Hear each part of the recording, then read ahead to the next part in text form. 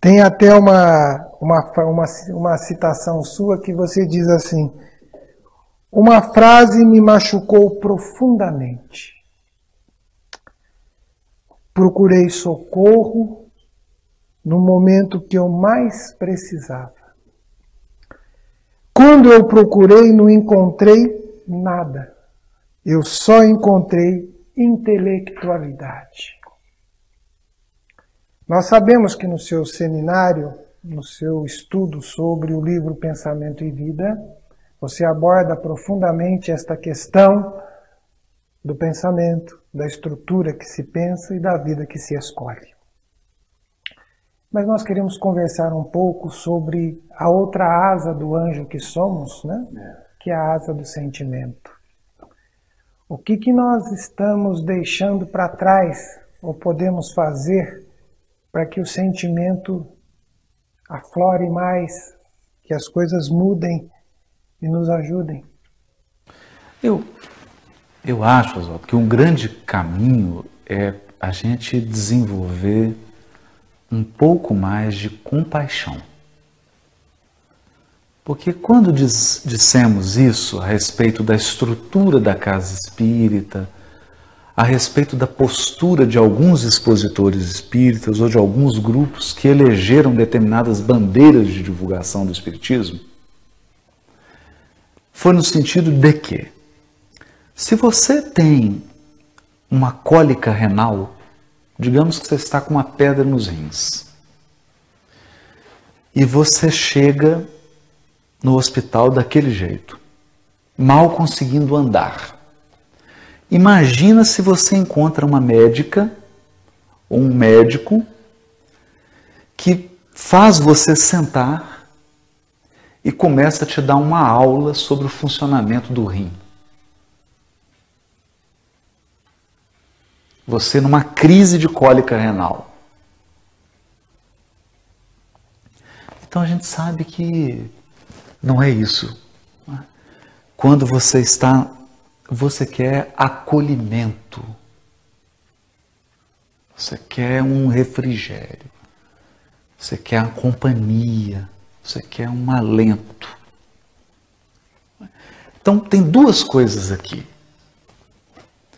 O Espiritismo, na sua feição de evangelho redivivo, ele consola e esclarece. Consola e esclarece. E mesmo quando ele esclarece, então nós temos que ter isso em vista. Não é? Por isso que quando eu tomo a palavra numa atividade, eu me sinto um servo, um servidor. Às vezes as pessoas dizem assim: ah, mas você, o fulano, esse pastor está ficando famoso. Eu falo: não, você não entendeu. Não entendeu.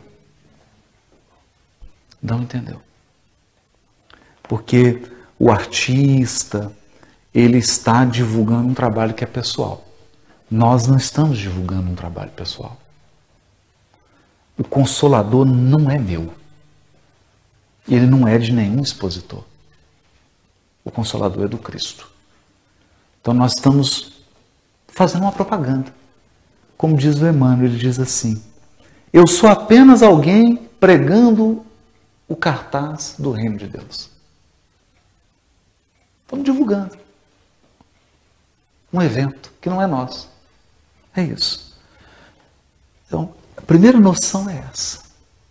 Estamos a serviço. Então, quando a gente toma a palavra, nós estamos pensando assim: alguém aqui que está ouvindo está atravessando momentos desafiadores.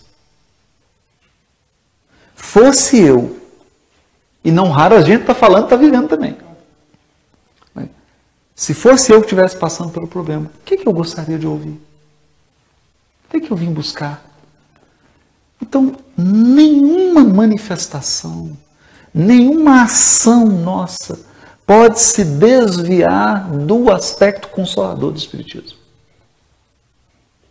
Desse aspecto que alimenta a alma, que nutre a esperança, que renova a fé, que traz a coragem de volta, que dá a mão, porque às vezes se você não tiver uma mão, você não ergue, você não levanta, você não tem força. A vida às vezes nos coloca em situações que você não tem força para levantar sozinho. Você precisa de uma mão para te ajudar. E nós precisamos ser essa mão. Então, esse é o primeiro ponto. Então, o aspecto consolador, ele vem antes. Porque aí a nossa fala, a nossa ação, ela se torna relevante. Segundo, toda vez que a gente for esclarecer, selecione o que você quer abordar. Porque tem assuntos, tem questões que são para o café na cozinha. São para o encontro, você está numa conversa, você fala, o que você pensa sobre aquele assunto? Ah, eu penso que o fulano é a reencarnação do ciclano, mas isso é assunto para a cozinha. Por quê? Porque o aspecto esclarecedor do Espiritismo se destina às questões relevantes da nossa evolução espiritual. Então, quando a gente toma a palavra e vai falar alguma coisa, nós temos que levar algo que vá fazer diferença na vida, na encarnação do Espírito que está aqui para progredir. Ele não veio aqui para divertir. Isso aqui não é uma excursão, é uma peregrinação. Então nós precisamos ter acesso às informações relevantes. Então, quando a gente tem isso em mente, não há assunto proibido, mas há senso de conveniência. De conveniência. Então a gente fala, é conveniente isso aqui agora? Não, isso aqui agora não é conveniente. Nós estamos diante do sofrimento, nós estamos diante das dores, das dificuldades. As casas espíritas estão sendo procuradas incessantemente por isto, porque do mesmo jeito que há busca, as pessoas buscam o material, buscam o intelectual, mas a hora que você fala do sentimento, daquilo que toca, daquilo que mexe, daquilo que é profundo no ser, precisamos, nós espíritas, dar a nossa colaboração. Exatamente. Você já imagina alguém que... Já pensou a mãe que tem que arrumar o quarto do filho que já morreu? Como é que ela está?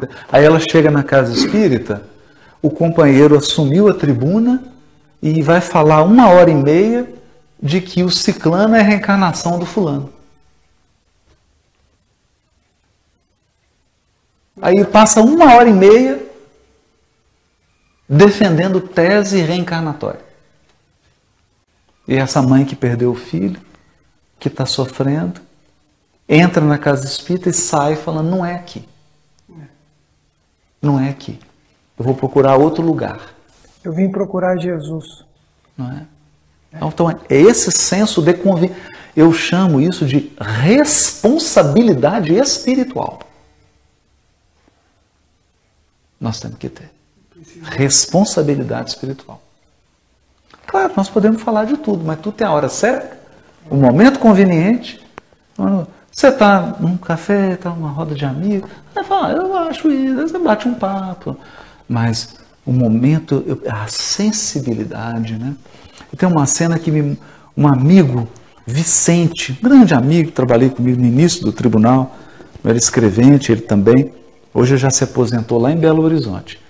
E ele me disse que foi a Pedro Leopoldo, na época o Chico estava em Pedro Leopoldo ainda. E ele levou um rapaz perturbado, mentalmente perturbadinho, muito, um sofrimento mental mesmo, né? Levou ele lá para conhecer o Chico. Então tinha uma roda assim em volta do Chico e tudo. E quando ele chegou, o rapaz ansioso, né, não conseguiu chegar no Chico assim de imediato. Aí disse que o rapaz abaixou a cabeça e falou assim, eu sou uma pessoa problemática, né? Falando, conversando sozinho. Ele falou isso, ele estava a uns 5 metros do Chico. Diz que o Chico parou, abriu assim a roda, o Chico veio andando na direção deles, pegou as mãos do rapaz e disse assim: "Ô, meu filho, todos nós que estamos encarnados somos problemáticos. Não é só você, não. Todos nós." Então, que coisa, né? Você vê o senso do Chico, né? A presença dele, ele estava presente aqui, mas atento a todo mundo, a todas as dores. Presente. Esse é que é o aspecto consolador. A gente está aqui, mas presente. Eu estou atento. Né? Para não acontecer o que aconteceu numa casa. O pessoal tinha um grupo, uma atividade, que eles distribuíam cestas básicas em bairros carentes.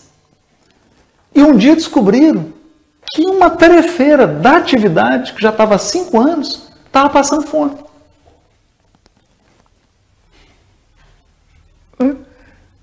Então, aí descobriram, ficaram envergonhados. Meu Deus, vamos ajudar. Aí eu vou ajudar a cesta. Ou seja, você está caminhando quilômetros e não está enxergando a dor que está do seu lado. Do seu lado. Então é essa percepção que a gente precisa ter, essa visão, né? Acolhedora, global. Por falar em acolhedor e global, vamos falar um pouco de Jesus, né?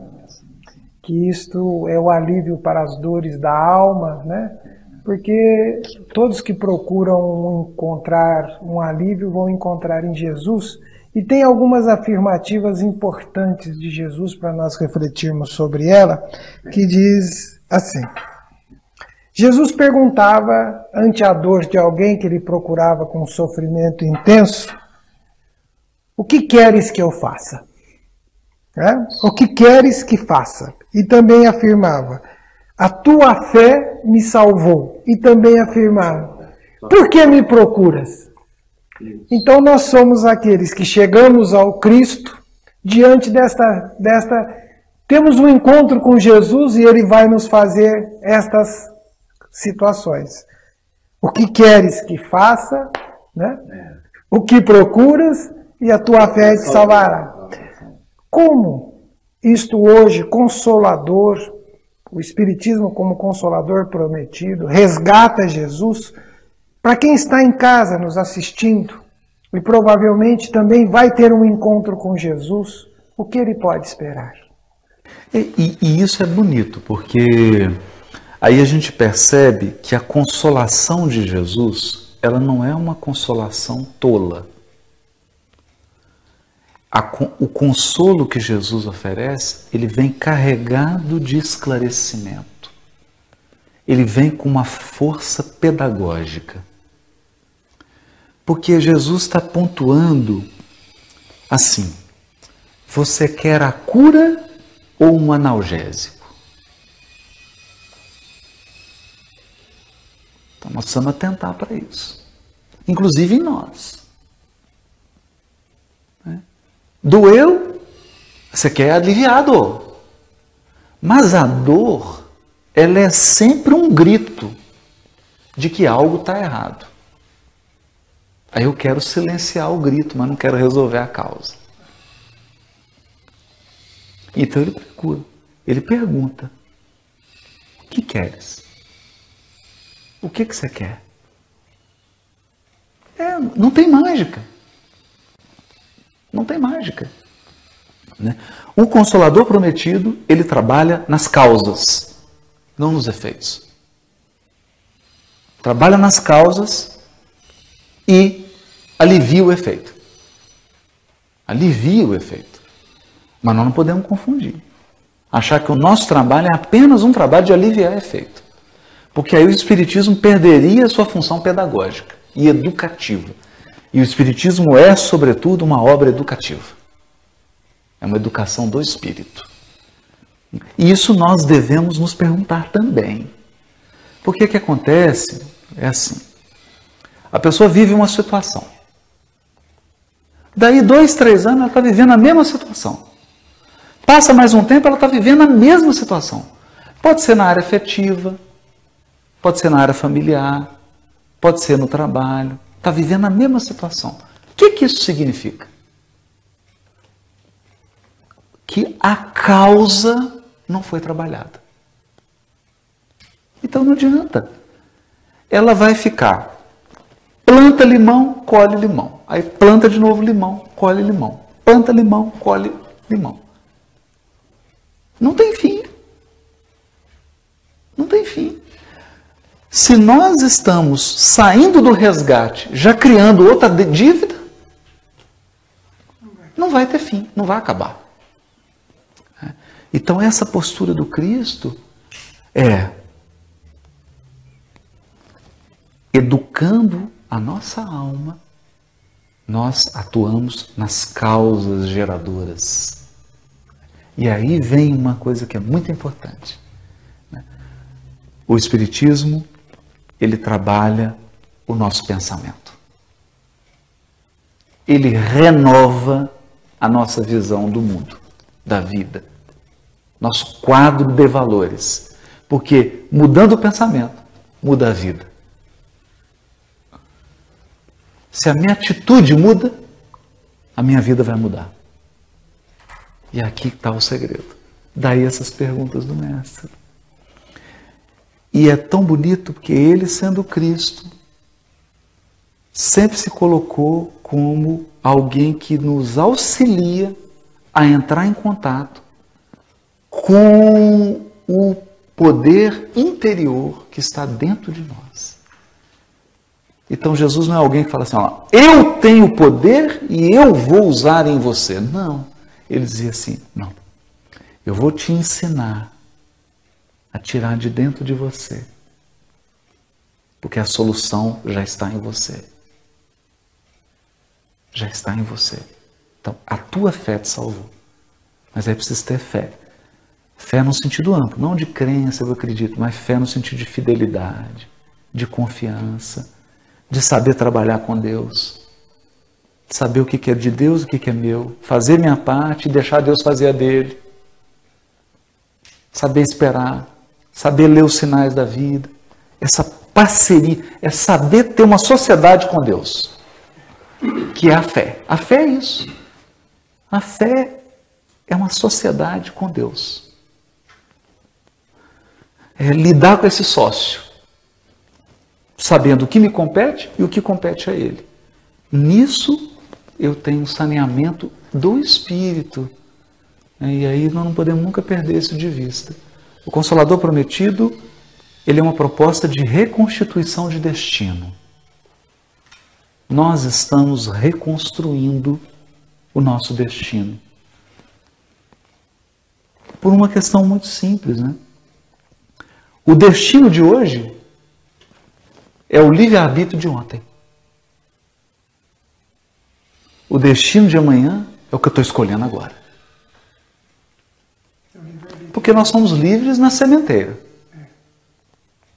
não na colheita.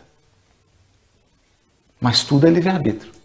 O livre-arbítrio passado e o livre-arbítrio presente. O que eu escolhi e que eu preciso assumir com coragem.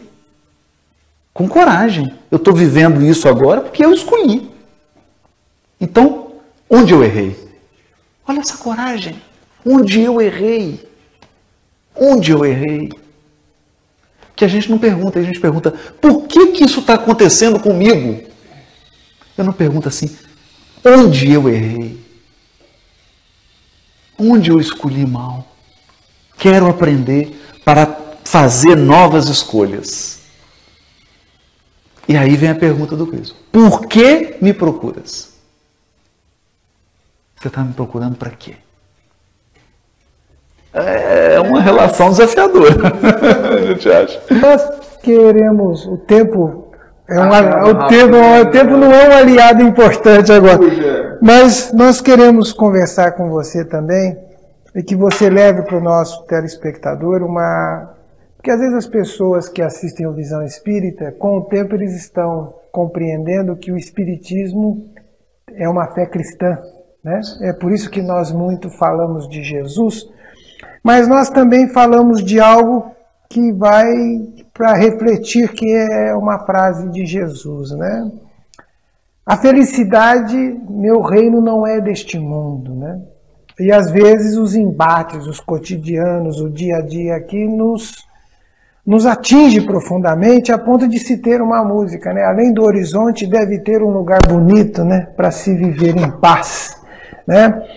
A pergunta que podemos refletir juntos: é possível ser feliz encarnado aqui neste planeta? Dá para ser feliz? Sim, porque sempre que a gente se debruça sobre esses textos de Jesus e a explicação deles no Evangelho segundo o Espiritismo, a gente percebe que a palavra mundo aí, ela não está sendo utilizada num sentido geográfico. Ela está sendo utilizada num sentido interior.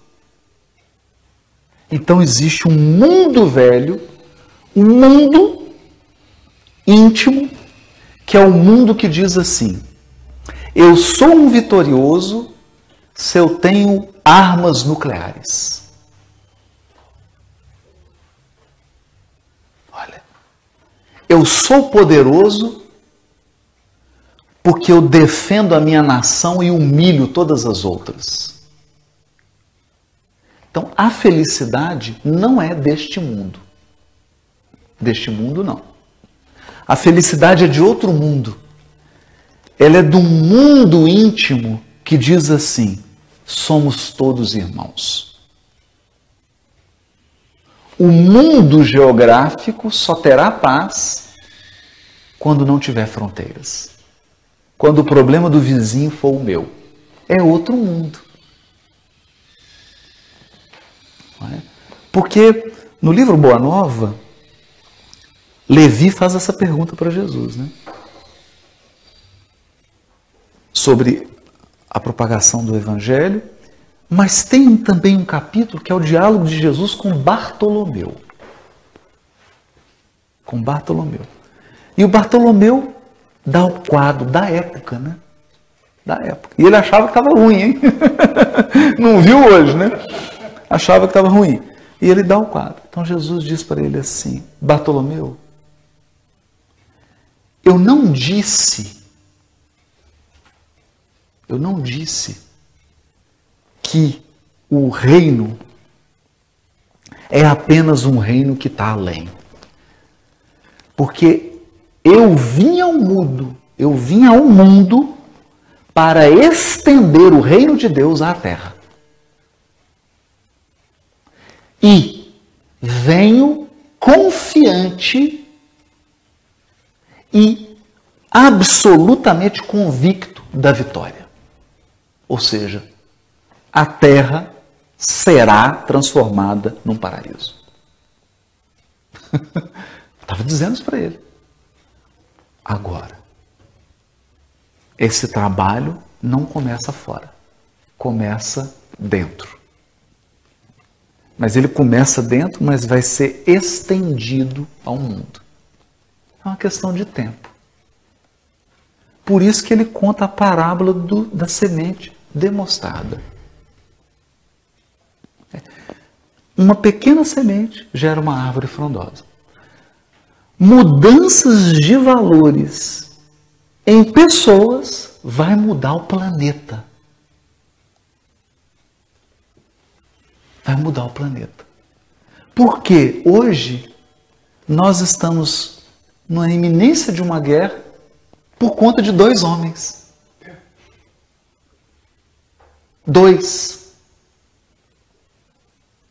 Então por que a mudança do mundo não pode vir de um ser humano? Pode. Um ser humano renovado. Já dizia Gandhi, afeta milhões. Um renovado. Então, quando Jesus diz, meu reino não é deste mundo, ele não está dizendo, meu reino não é da terra. Ele está dizendo, meu reino não é deste mundo. Esse mundo de valores que está aí, não tem nada a ver com Cristo. Não tem nada a ver com Cristo. Mas eu digo uma coisa. E aqui em Ribeirão Preto, que ficou pertinho do Chico, sabe, onde tem uma alma evangelizada, centenas de quilômetros ao redor dela, só há luz. E ela toca milhares e milhares de vidas. Nós sabemos disso. Haroldo, vou pedir para você uma mensagem para o nosso telespectador, para que a gente finalize esse papo agradável do Visão Espírita e já receba a nossa gratidão. Asseguro você que está nos ouvindo, a energia aqui é de muita paz. A mensagem que eu quero deixar a você que está acompanhando Visão Espírita é a mensagem de um aprendiz. Eu tenho aprendido com a doutrina espírita e com o Consolador uma nova experiência religiosa, um novo tipo de religiosidade. Sentir Deus presente. Presente. Isso significa Deus se comunica com você incessantemente, através das circunstâncias e através das pessoas que cruzam o seu caminho. Ele quer te dizer algo e ele tem um projeto do melhor para você. Mas o desafio, o grande desafio, é ampliar a nossa acústica, a nossa capacidade de relacionar com ele. Porque às vezes, acredite no que eu te digo, a maior demonstração de amor que Deus pode te dar é te contrariando. Como dizia um grande literato, se você quer mandar alguém para o inferno, é só realizar todos os desejos dele. A gente não sabe o que quer e não sabe o que está pedindo. Essa relação madura com Deus, de entender que a vontade dele, quando diz não, é uma profunda expressão do seu amor. Nos coloca num novo patamar de religiosidade. Não mais uma religiosidade de rituais, não mais uma religiosidade artificial, mas uma religiosidade interior, que te dá esperança, fortaleza, confiança. A gente sofre, chora, mas permanece de pé ou de joelho, como der, mas firme e seguindo, porque temos absoluta convicção de que o futuro caminha para a estabilidade das esferas espirituais superiores, porque elas são o nosso destino.